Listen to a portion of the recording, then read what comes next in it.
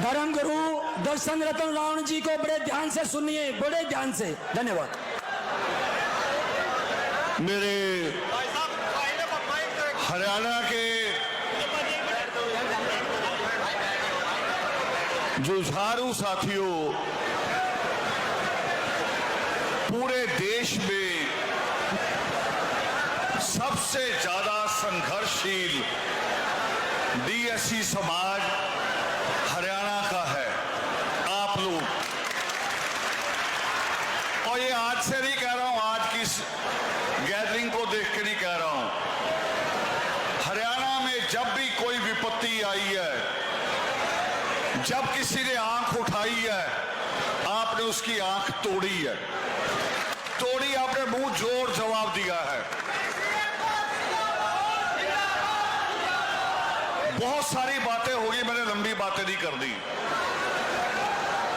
राजनीतिक बातें हुई, कुछ बातें टोकी भी गई। बेटे बैठ जाओ। मैं एक सवाल आप लोगों से पूछना चाह रहा हूं भी, हमें आरक्षण का फैसला सुप्रीम कोर्ट ने कर दिया, अब कोई सरकार देगी या अपने आप हो जाएगा?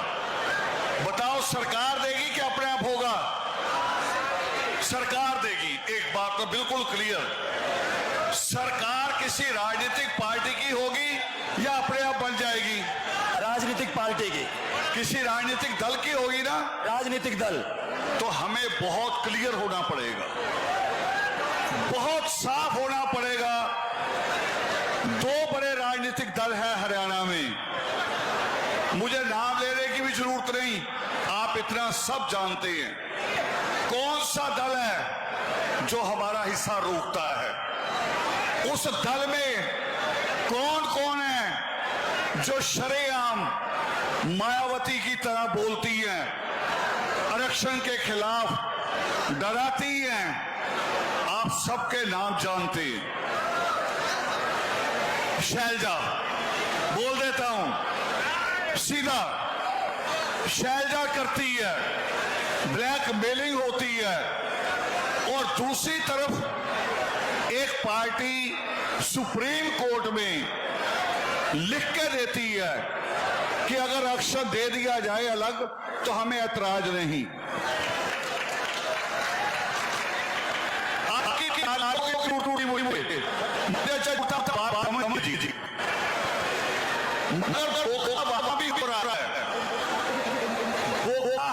पार्टी दे रही है क्योंकि हम बटे हुए, हम एक हैं, इसलिए पार्टी देती है। क्या गवर्नर बनाए हैं भारतीय जनता पार्टी ने? 11 गवर्नर, और 4 बनाए हैं उस समाज से जो सारा आरक्षण खा गया।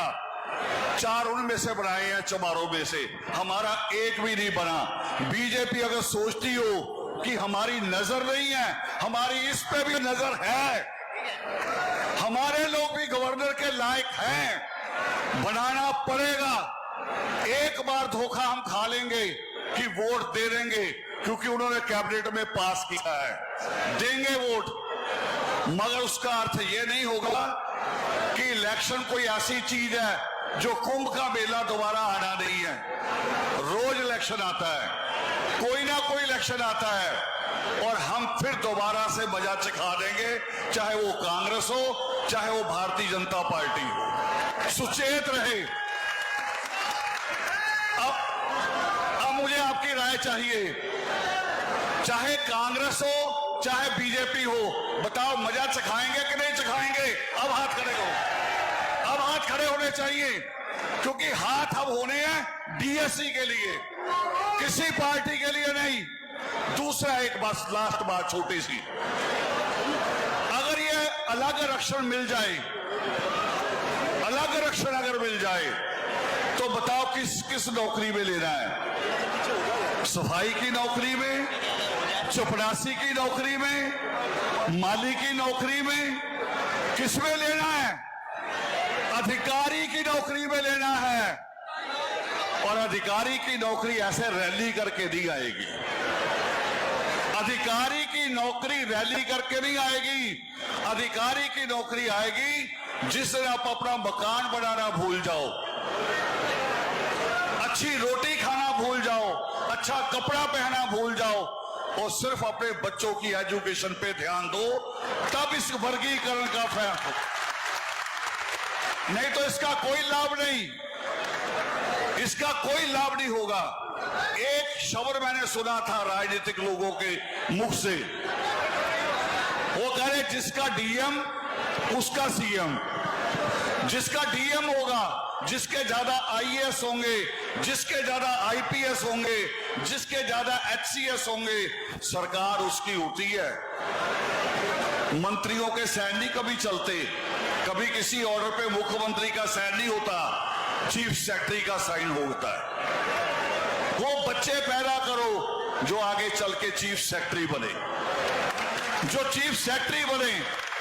रैलियों से नहीं, रैली में एक जागरूकता लानी थी, ला दी। यहां की 11 मेंबरी कमेटी, मुझे सारे नाम याद नहीं है, वो ये कहा भी करे सारे नाम ना ले लेना, किसी का नाम छूट गया वही नाराज हो जाएगा। मगर 11 मेंबरी कमेटी ने दिन रात मेहनत की है हम सबको यहां लाने के लिए, सभी को यहां लाने के लिए।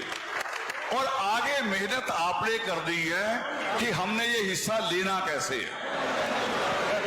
एक दुखदाई बात कह दी है लास्ट में, दुखदाई, कान खोल लो सारे लोग कान खोल लो। दुखदाई बात कहने जा रहा हूं। अगर कोई जय वाल्मीकि के खिलाफ बोले, अगर कोई जय कबीर के खिलाफ बोले, अगर कोई अपमान करे हमारे महापुरुषों का, उसको इस मंच से जगह मिलनी चाहिए बोलने की। बताओ, मिलनी चाहिए? फिर क्यों दी गई? क्यों दिया गया समय? क्यों किसने चढ़ाया संदीप वाल्मीकि को, जो वाल्मीकि को गाली देता है? क्यों चढ़ाया गया? हम सारे शर्मिंदा, हम सारे पापी हैं। ये प्रबंधक आगे से नोट कर लें, ऐसे गद्दारों को मंच पे नहीं चढ़ाया जाएगा। जय वाल्मीकि।